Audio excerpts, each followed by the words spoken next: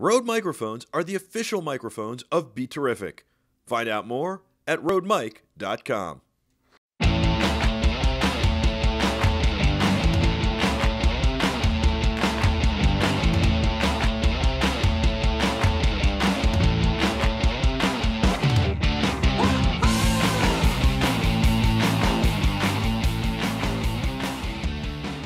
Welcome to the Michael Artsis Show. I'm Michael Artsis. Thanks so much for joining us. I am really excited today. We got so much to talk about, so much to do. First of all, Greg and I went to drive Cloud9 Exotics this weekend. We did that at the Meadowlands at MetLife Stadium. It was a lot of fun. Cloud9exotics.com. We're going to tell you more about that later in the show, show you some video.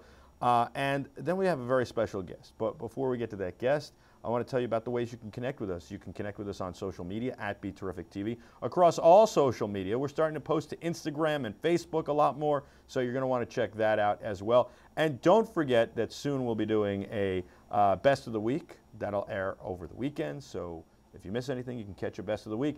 And don't forget that you can reach out to us on our Slack chat. My favorite way, BeTerrific.com/Slack. And you can give us your name, your email address, and join us and the rest of the Terrifics in 24-hour chat. And then when we're on air, we'll sneak your questions and comments on air. It's really an awesome way to connect. BeTerrific.com/Slack. Don't forget about sending us your feedback the old-fashioned way. We love that as well. And that is connect@BeTerrific.com, our email. We love your feedback. We love your terrific stories, and we love telling them all. All right. You guys are the Terrifics. You make BeTerrific special, and we've got a special guest for you today. His name? Well, it's Anthony Florio, and he is a first-generation American. He grew up in Little Italy. His father had the American dream coming from Italy, and he's here to talk about going from Little Italy to the Bronx. That is his book. It is the story of a Yankee Batboy. You were the Yankee Batboy in the 1960s, one of a few Yankee Batboys, and I think the stories you have are pretty remarkable. You're talking about the Mick, you're talking about Billy Martin, you're talking about Whitey Ford, you're talking about Yogi Berra and all these guys, even Joe Pepitone.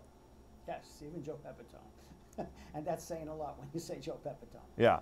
Let me show the book off here. This is the book. It's self-published, and everybody can get a copy. Yankee Batboy, the luckiest kid in New York, and I think that that says it best. That's phenomenal. That amazes me most is 50 years later, and I don't enjoy saying that, but 50 years later, I get a big kick out of kids 20 years old and men 80 years old that have read the book coming over to me and telling me how much they enjoyed the stories and that they can relate to so much of the things that are in the book. And you see a grown man with the excitement in his eyes that I had when I was the Batboy. And he said, you don't know how lucky you were. You don't, and sometimes I don't realize exactly how lucky I really was until I get someone like that telling me, you know, that they read the book and they enjoyed it so much. You know, it's interesting to me that, you know, you were the Yankees Batboy during what I think is the golden age of baseball and the Yankees. So, you know, you grew up in Little Italy. You know, very modest upbringing, very tough neighborhood. Your dad's a truck driver. He coaches baseball at night. You guys both bond over baseball. And how do you go from being a kid in Little Italy, bonding over baseball with your dad, to a Batboy for the Yankees? Well, first of all, if you read the book, there was an article in the Dick Young column. Dick Young was the biggest sports writer in New York at the time. And while I was working for the Yankees, it came out that I went to school in the Bronx. My father didn't want me to go to school in the neighborhood, and James Monroe High School in the Bronx had the best baseball team in the city. So he wanted me to go to that school. That's where I met a gentleman named Steve Ray, who was a scout for the White Sox. Long story short, he had a connection at Yankee Stadium. He asked me if I want to go try out to be one of the bat boys or ball boys at Yankee Stadium.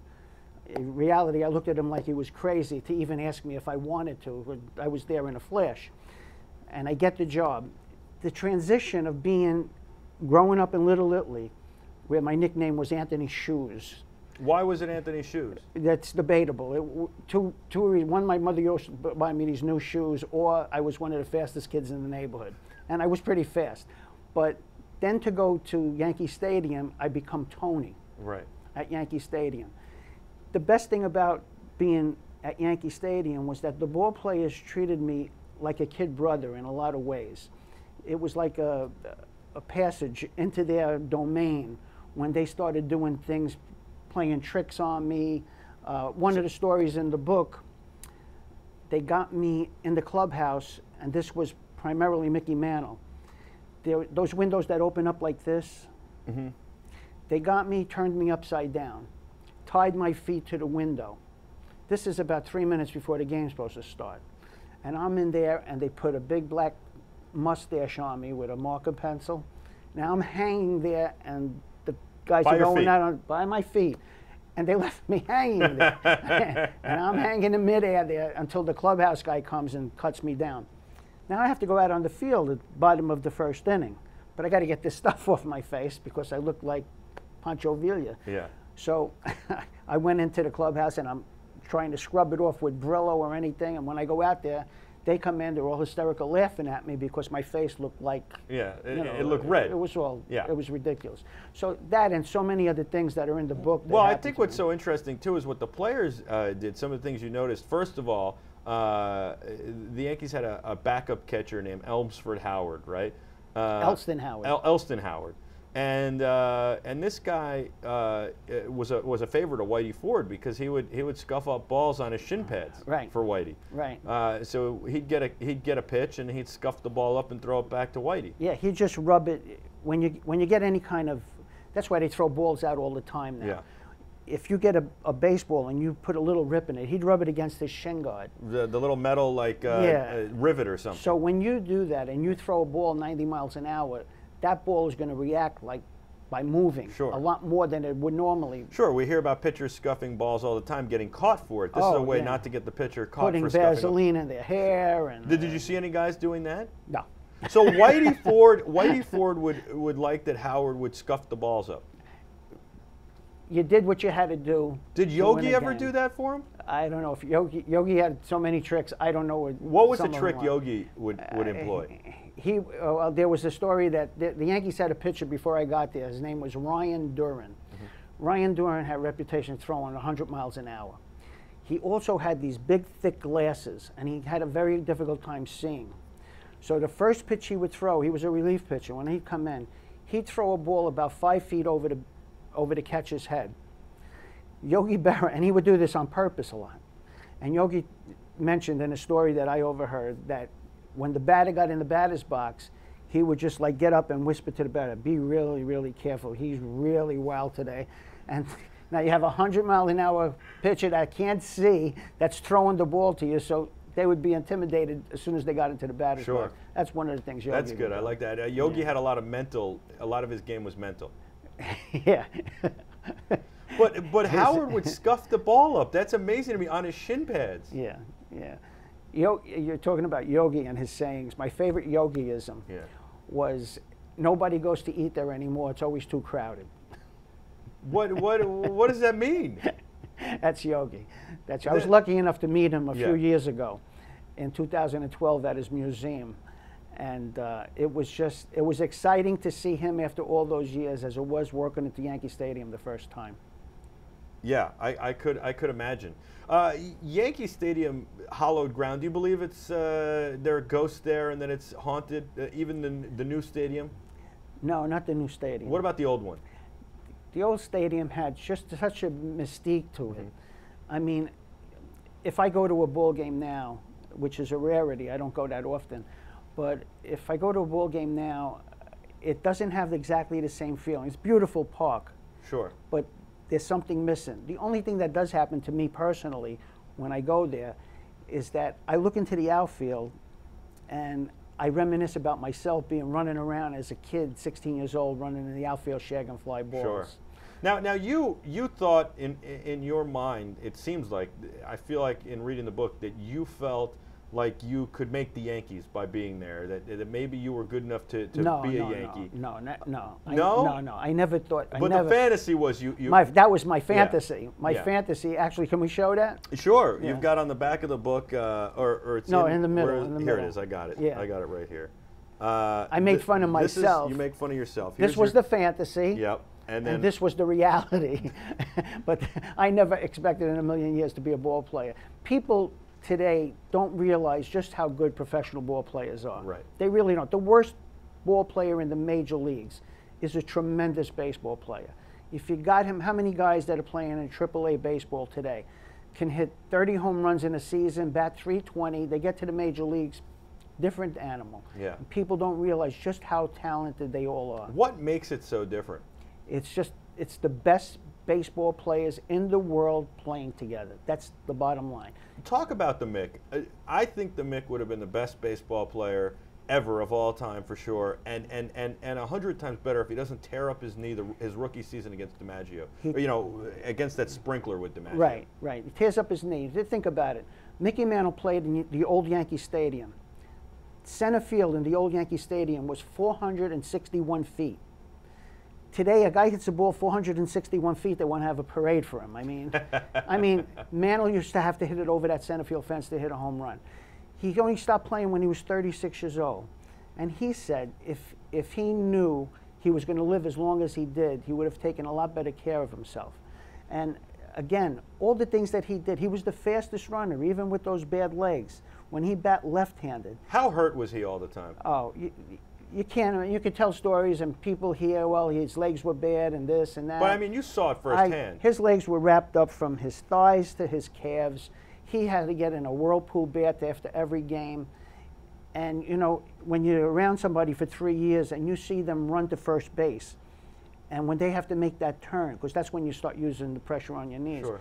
The grimace in his face all the time. And even with that, he ran from home to first faster. He did it in 3.1 seconds, I believe. That was faster than anybody else that had good legs.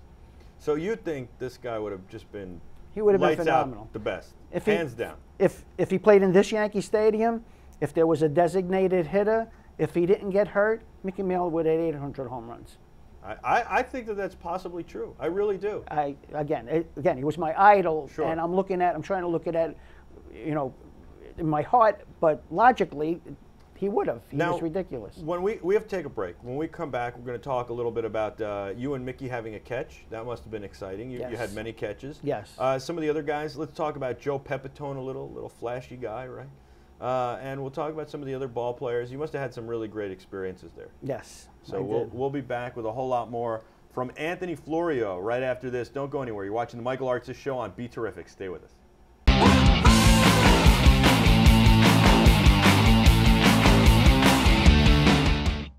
Rode microphones are the official microphones of BeTerrific. Find out more at rodemic.com.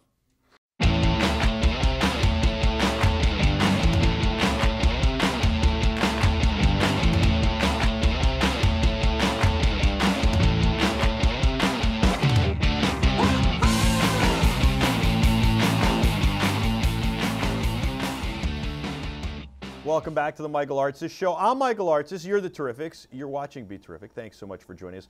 We got Anthony Florio in studio. He wrote the book, The Yankee Batboy, The Luckiest Kid in New York. That's him. It's about him and Mickey Mantle right there. Self-published book. It's interesting. It's a good read. You were the Yankees Batboy in the 1960s, which must have been some experience.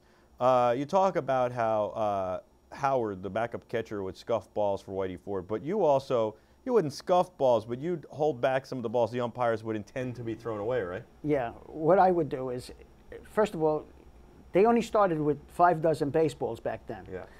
Because they didn't give away baseballs like they do today. Every time a foul ball is hit, they just throw it in the stands. Kids, ball boys are allowed to do that. We weren't allowed to do that at all. So we started out with 5 dozen balls. If those 5 dozen balls started to finish, me as the bat boy and the ball boy that worked with the Yankee dugout, we would have to go get this Mississippi mud. That's what they put on the balls to take off the sheen. I hated to do it. Well, it's, first of all, I've seen the Mississippi mud, and it's actually it's almost like it's sludge. Yes. And it's actually got like sewer in it. I mean, it's That's not. what it's. It's got animal feces. I don't know, yeah. but I rest my case. I didn't want to be bothered doing it. So if it was towards the end of the game and the umpires threw out some balls that were no good, if they were fouled off, I'd get them and I'd put them back in the bag. but I would only bring them back to the umpire when the other team was going to get up, so that the balls that our pitcher was throwing had a little bit more to them than. Look at that! Even the Batboy got in on the action. Deflate gate in the 60s. Yeah, I mean, this is gamesmanship. I've always maintained. I've said it on this show that I've watched kickers deflate balls and kickers overinflate balls. Other guys deflate balls. It's gamesmanship. I think if the league wants to put a stop to it, they supply the balls. That's it. It's as easy as that. So I found it interesting. You wrote a letter to the Yankees here that said that you want the address of the players for their off season. Yeah. What was the point of that? And they gave it to you. Well, I had asked one of the girls in the front office if I could have the names and addresses and phone numbers of all the ball players. Yeah. And because I wanted to send them Christmas cards.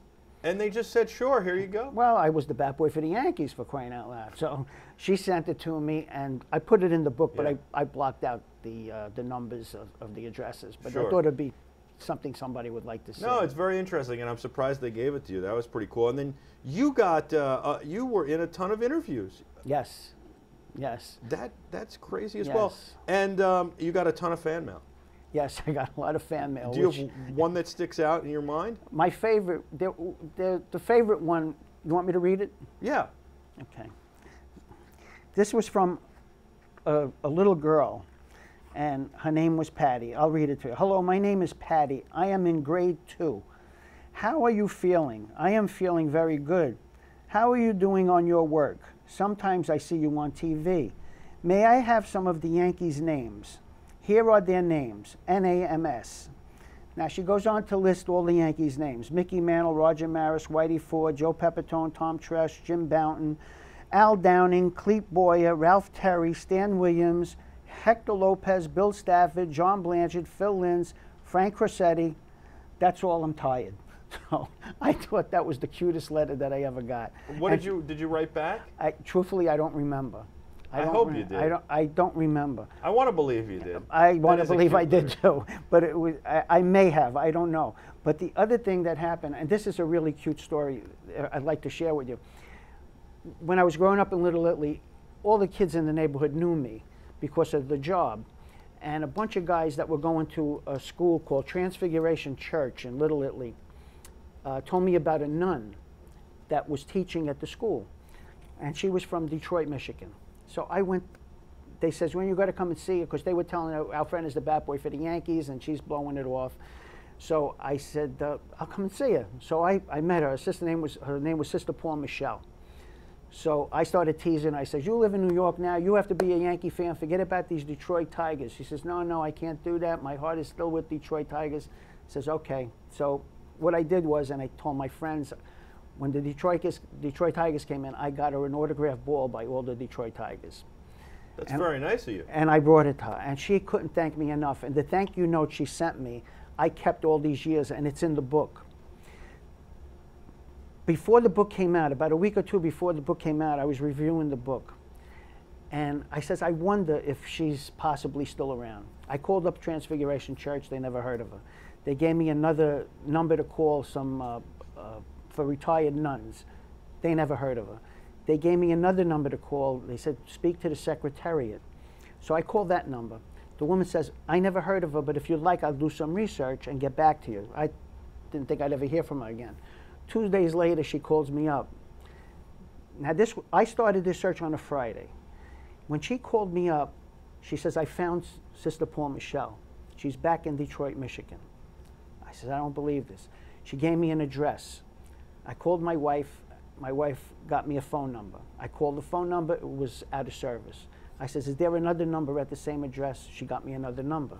I get that number and I call. I'm getting a voicemail. Before I could leave my number to call me back, it hangs up. I call back. I says, I got to leave a phone number. Call back. A lady answers the phone. She answers the phone. I start explaining to who I am. And she says, Sister Paul Michelle is sitting next to me. I says, I can't believe this. And she's giggling. I said, what are you giggling about?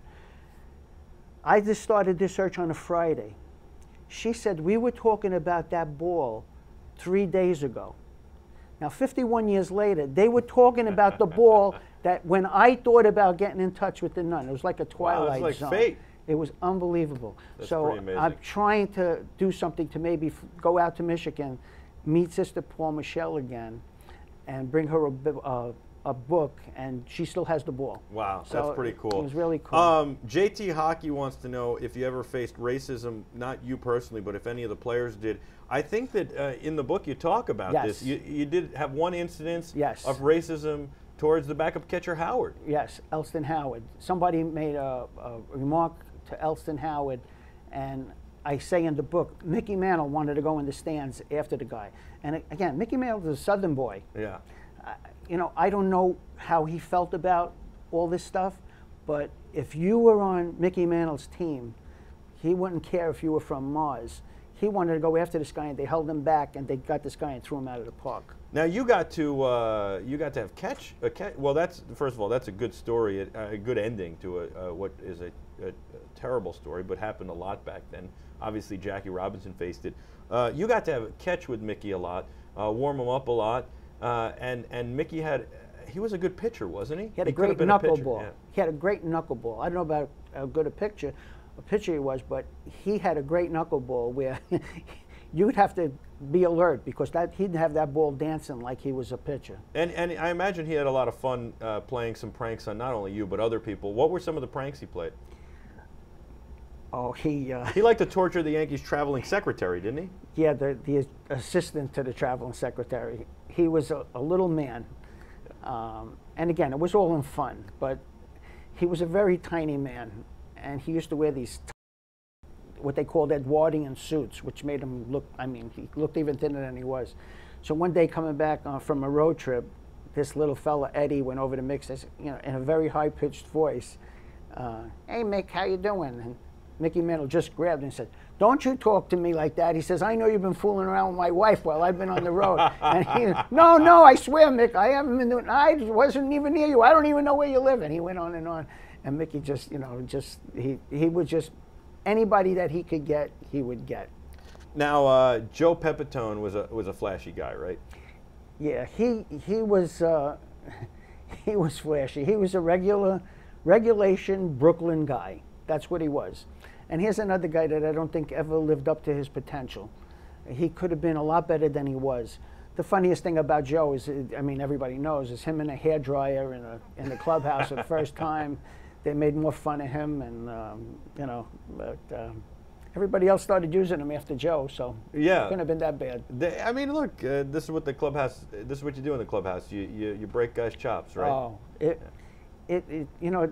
People don't realize these are just regular people that have a tremendous ability to play ball, right. But they're regular people. And it's just a job to them, for the most part. That's what it is. They had to make money. You know, and back then, it's not like these guys today. A lot of these guys had to have second jobs. Sure. In the winter, they had to have another job. Not a Whitey Ford and a Mickey Mantle, but guys like Joe Pepitone, maybe. Maybe. Yeah, maybe. I mean, certainly, you know, the backup catcher and other guys, right? Yeah, they had to do something. They sold cars, they sold suits. What about Roger Maris? Roger Maris was the most understood guy, and before I got misunderstood there... Guy? Misunderstood. Yeah. And when I got there, I mean, I didn't know Roger Maris, obviously. All I knew was he was taking the play away from Mickey Mantle, and that's why people didn't like Roger Maris. I was lucky enough to meet Roger Maris and spend 2 years with him in the Yankee clubhouse.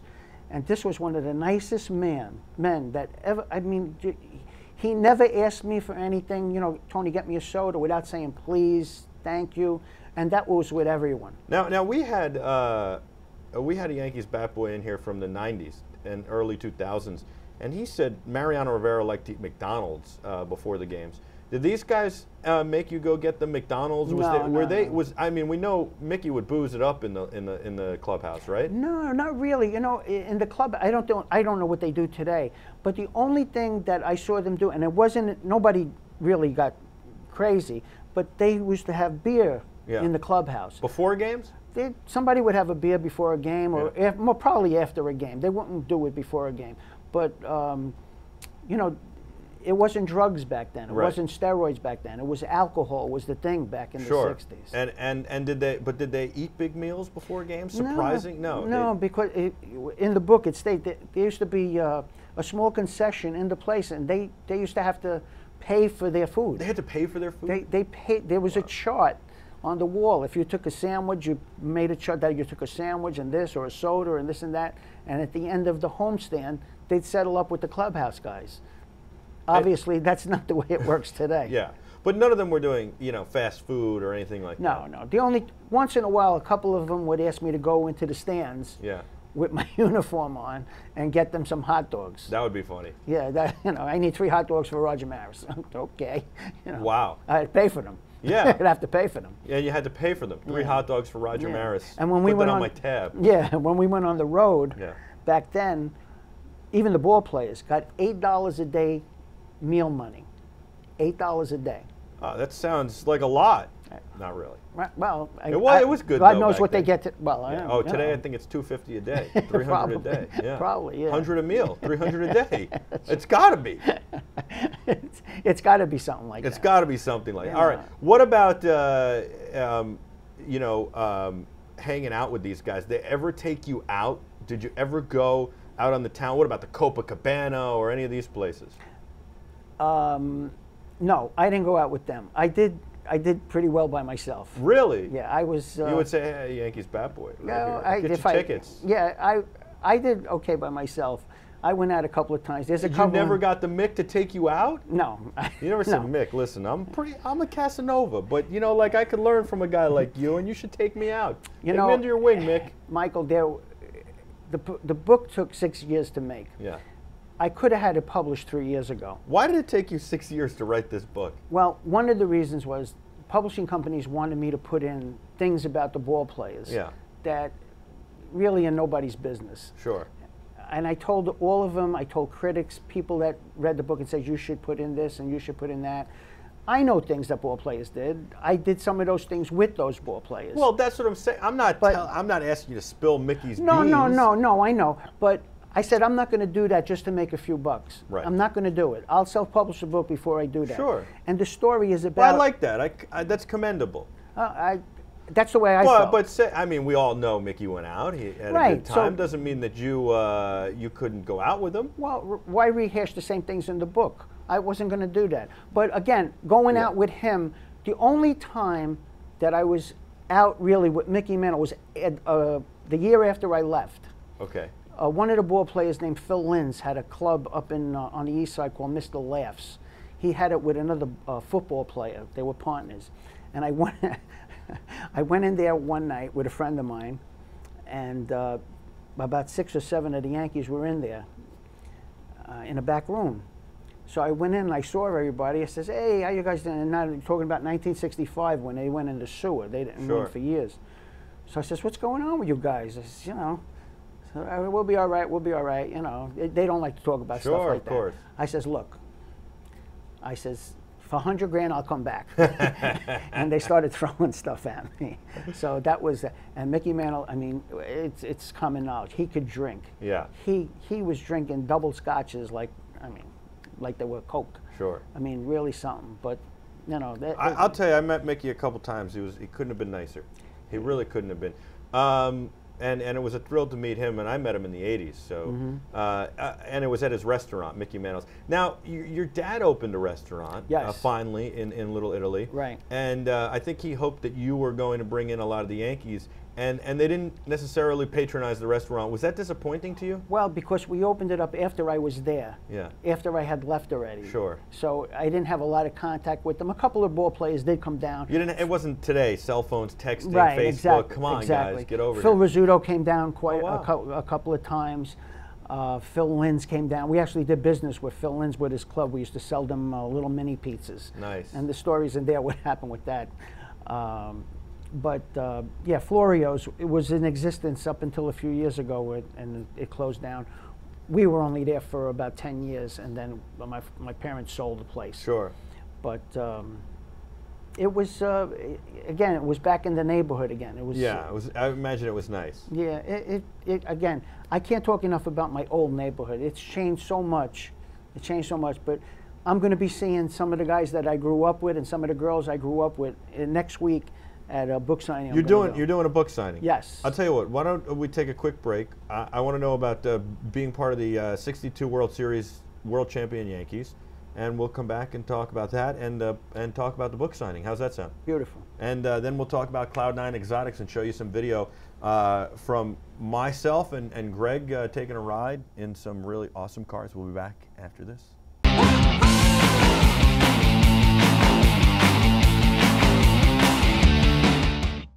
Rode microphones are the official microphones of BeTerrific. Find out more at rodemic.com.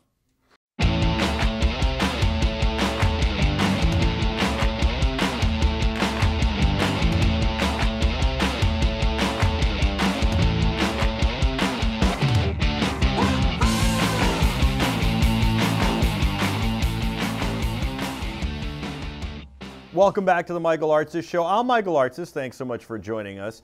It's great to have you with us. You're the Terrifics. You make BeTerrific special. Go to our Slack chat, BeTerrific.com/Slack. Join the Slack chat.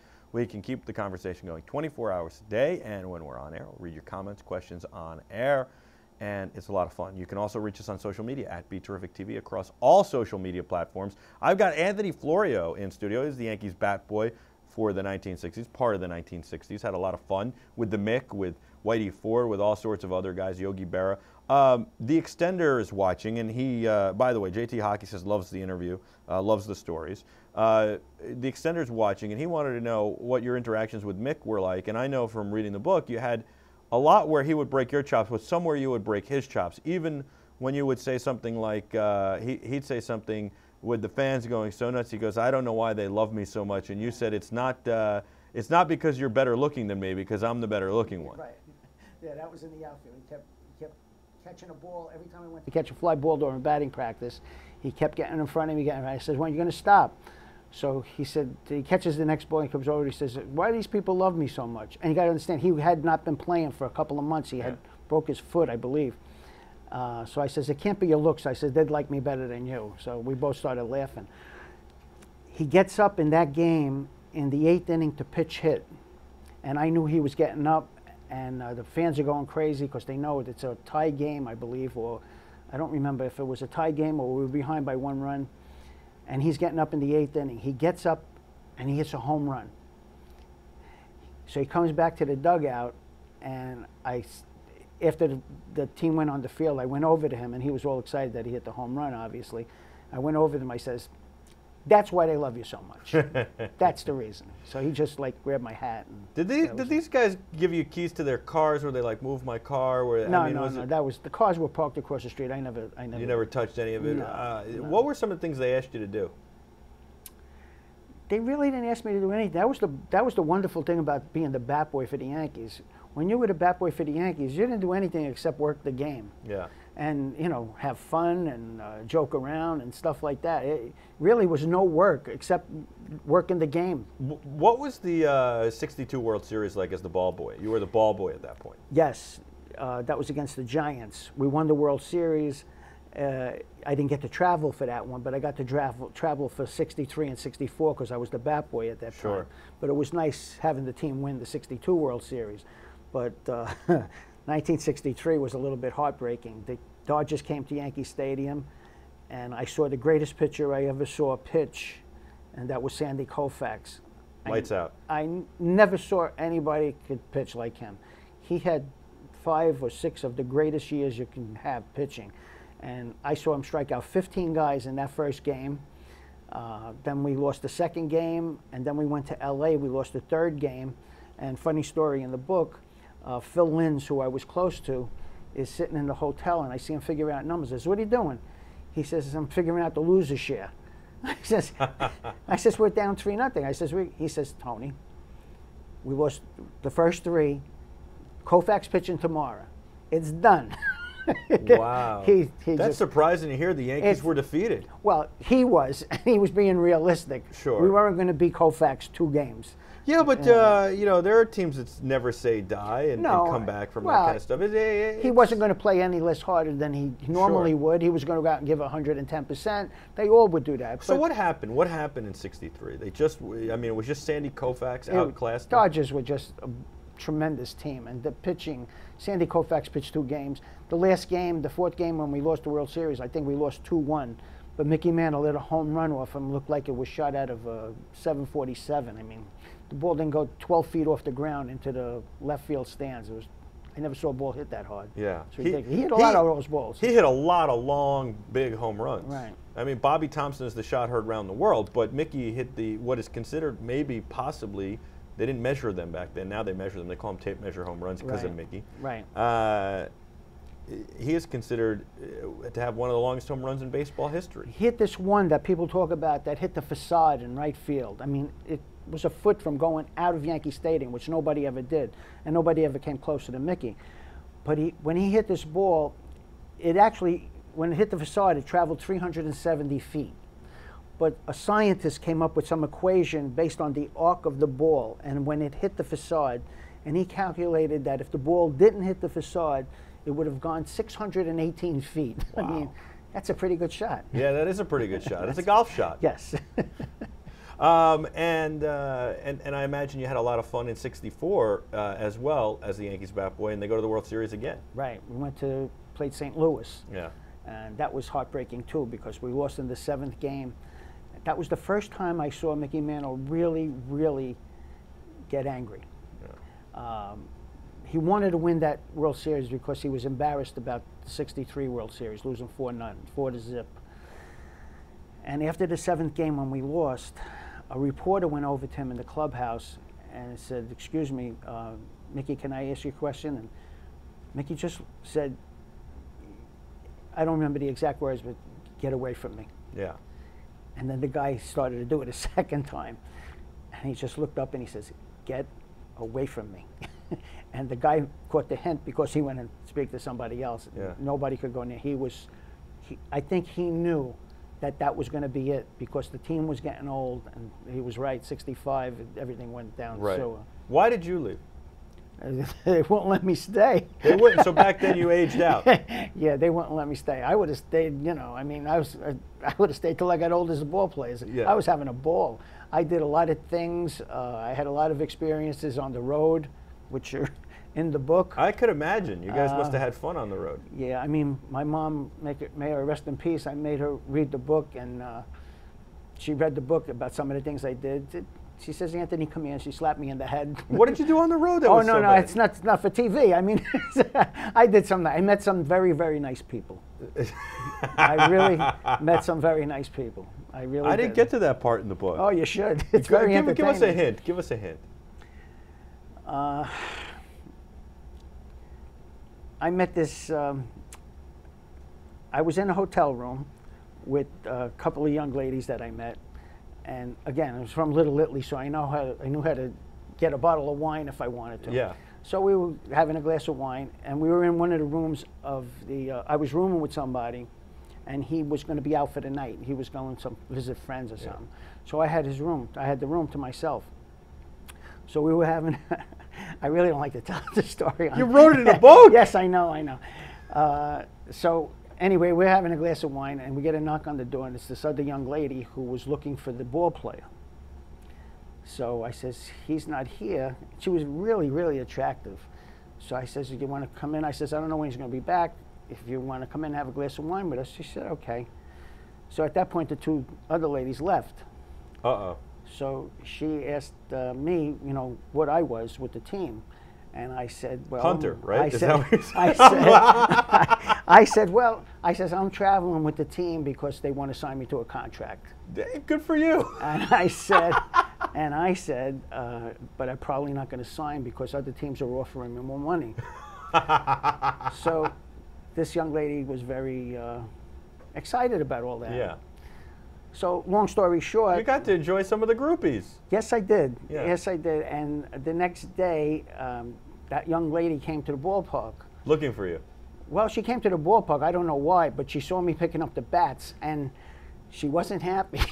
But I thought it was a fair trade. What town was this in? I think it was in Chicago. Uh-huh. And did you share this story with the guys in the clubhouse? Oh yeah, there's another one. I'm not going to tell the other one that's in the. Well, people have to read the book. Yeah, they have to. The other one was the most satisfying thing in the book for me. And the ball players, I left the ball players dumbfounded. Let's put it that way. Really? I left them with their jaws open. Wow, you're going to have to give me the page for that one. This is Yankee Batboy. It's the luckiest kid in New York, Anthony Florio. Thank you so much for coming in. One last thing. What was the celebration like in 1962 before we get to where people can get the book and the book signing? What was the celebration like when they win the World Series? You're part of that, inside the clubhouse and everything. Well, when they won the pennant, Yeah. I was there for the 2 pennants in the clubhouse in 63 and 64. And that was awesome. Actually, a lot of people know the Feast of St. Gennaro in New York. I won a poodle doll that I put 1964 on because we were really out of it and we came back to win the pennant. And you know, throwing champagne and stuff like that, it's really exciting. It's really something you have to be there to understand just how exciting that is. Did you go to any of the parades?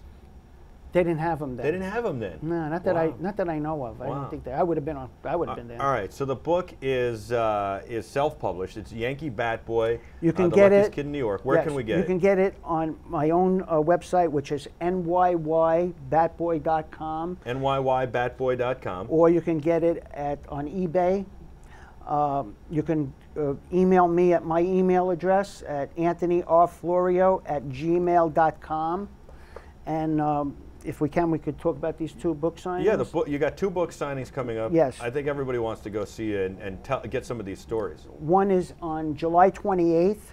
That's next Tuesday at Casa Belvedere at 79 Howard Avenue in Staten Island. Them you have to call or email them. The phone number is 718-273-7660. Or you could email them at gina@casabelvedere.org. That's on July 28th.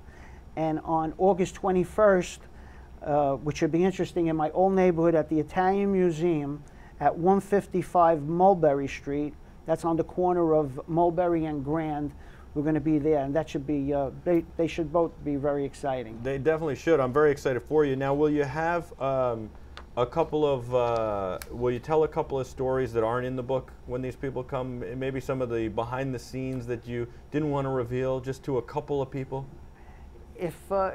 If I can, yeah. There you go. I'll tell more about, I put a lot of stuff about me in there, not so much about the ball. Now, I noticed that you have the helmets and stuff. I think in the early 60s, the guys was when they started wearing the helmets. Right. I imagine they didn't like them very much. Is that true? They had, instead of having regular helmets, a lot of them wore them, but some of them just wore a metal insert in their cap. Yeah. Which, I mean, guys throwing 100 miles an hour, you better wear a helmet. But they didn't like wearing them, did they? No, nobody was crazy about them. Did you keep any of the, like, did you get a jersey or anything? No. I had some stuff, some of it I sold. Yeah. I have one picture that I have autographed by the entire team. Wow.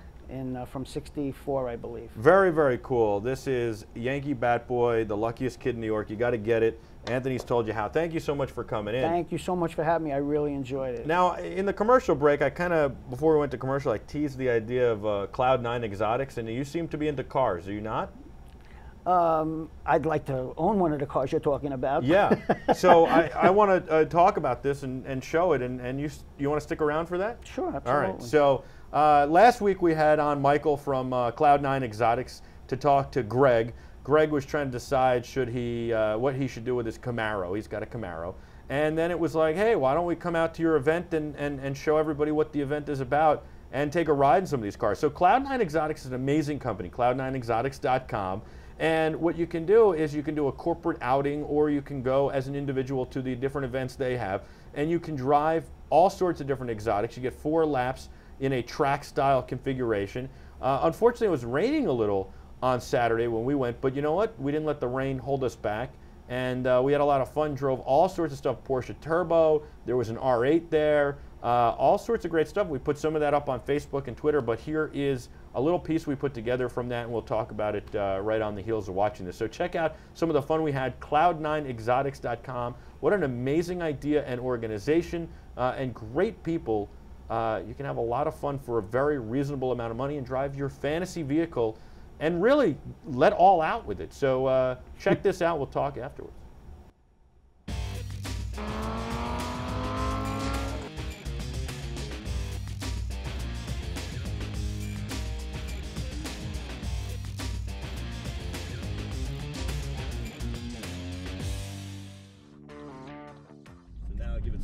Yeah, absolutely. Give some gas here.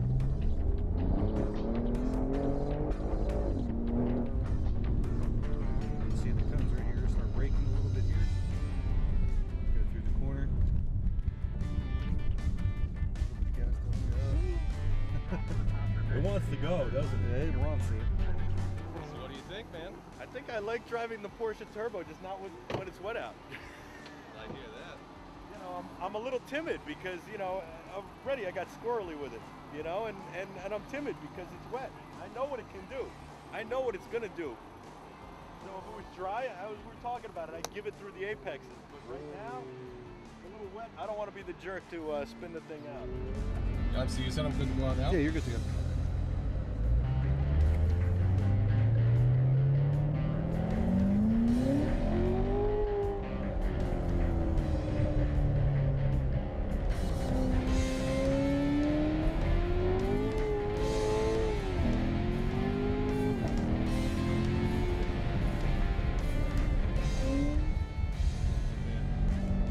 I was going to turn the traction control off for this part, but I don't want to risk being the only jackass that spins out.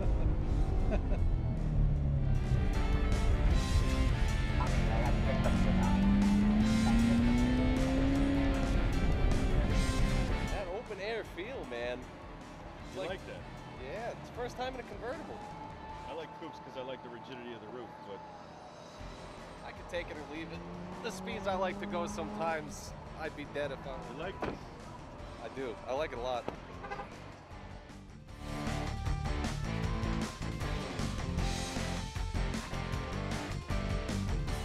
You want the truth? Yeah. You want the truth? Holy hell. This thing is insane. It doesn't like to stay straight. It doesn't like to... I don't know what to say, man. It's fast. As soon as the turbos spool up and it kicks in, it's like, boom. You're like in the back of the seat. You're like sucked into the seat. And then the cornering, that tail just loves to come out. Just loves to come out. I don't know, man. I like it. Definitely a bit more fun than the Vet, I would say. Still not sure I would take it over a Vet, though.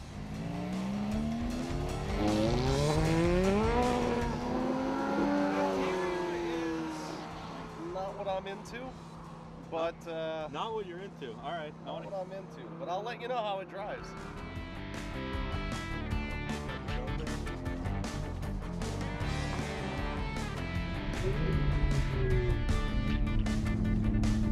Yeah, you can. I like this a lot, man. I like this a lot. It's very responsive. It feels good in the corners, too. The steering is very precise.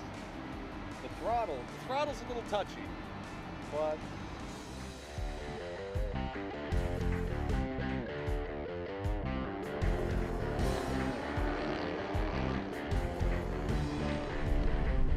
It's a hell of a lot faster than I thought it was. You know? Oh yeah. I'll say that. I like it because it's rear-wheel drive, good power band all through. The suspension is really nice up front. And if this were to bust out sideways, the counter steer's a lot easier than all the other cars. They're making it an all-wheel drive. Oh, that's awesome. Huh? Sounds good, man. It does have a great sound.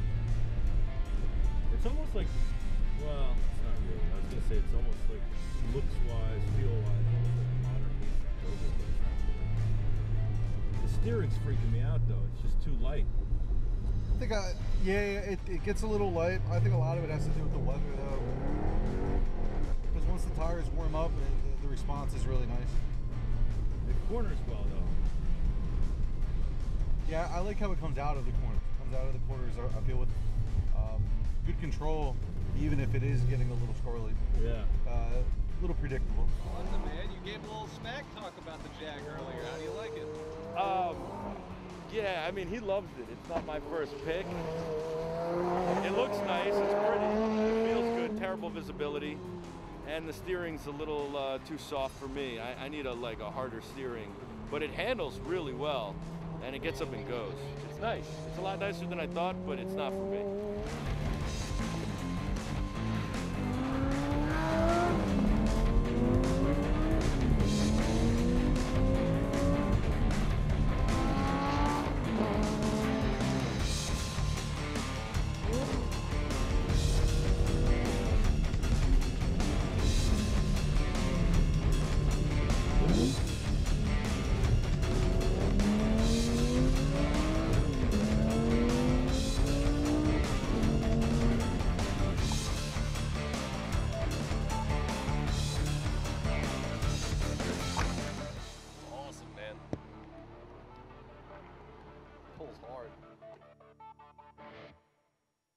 There you go. Those are the Cloud9 Exotics, cloud9exotics.com. They have other cars too. You got to check them out. Really great people. Greg, first of all, what did you think of the overall experience? You were really interested in it. I was really interested in it. We had a lot of fun. What did you think of the overall experience? I mean, it was good. It was a lot of fun. The cars were different than what I've driven before, and a little bit faster than what I'm used to, but it was great. It was a lot of fun. I wish it would have been dry, but, you know. What do you think of what Cloud9 Exotics does, though? I mean, I thought it was a wonderful experience. They put together they're a classy organization. They put together a really class act, and it was a lot of fun. No, I mean, I agree. The setup, the employees, everybody there was really great. You thought the employees were great, the company was great, the experience was great, and the cars were super fast and super fun. What was your favorite car? Did you like the Corvette the best? I wouldn't say I liked the Corvette the best. It was fun. Honestly, overall, I think I really liked the 430. The Really? 430 was a lot of fun. It was. You were surprised by that, though, weren't you? I was, because initially getting into it, the interior, very basic, and I'm not really used to that. So getting in, first impression was beautiful car, mediocre interior, let's hope it drives well, and it delivered. It really did. You know, I think the 430 is probably the most put together car there, but to me, I like the Porsche Turbo. I thought that the Porsche Turbo, I think what's about the Porsche Turbo is you can drive it. It's got drivability, you know? Yeah, I mean, honestly, the Porsche to me, at least after driving it in the rain, not so drivable. Yeah. The rear end doesn't like to stay in line with where you want to bring it. Well, yeah, I think that you're not going to drive it like that in the rain. You're going to use the Porsche stability management to keep you in line, like I did in that kind of weather. You know. But yeah, you're right. It's not really geared for rain, but it has all-wheel drive, so and the Porsche stability management, so it can be fine in all weather. That was my favorite because I feel like I could drive that every day. I feel like it's comfortable. I feel like it's somewhat attainable, and you can get it service places. I do love Ferraris. I think they're beautiful. I think they handle well, but you know, they need a lot more service, care, and love, and they're a different kind of car. To me, the Lambos, I didn't like the Lambo that much. What about you? I mean, the Lambo was all right. You know, like the Ferrari, it was something new, something you don't see very often. So it was very fun to drive in the respect that, like, wow, I'm in a Lamborghini. But aside from that, I really wasn't terribly impressed with the Lamborghini. It sounded great. Yeah. But did this help you make your decision on if you want a vet or not, and which vet you want?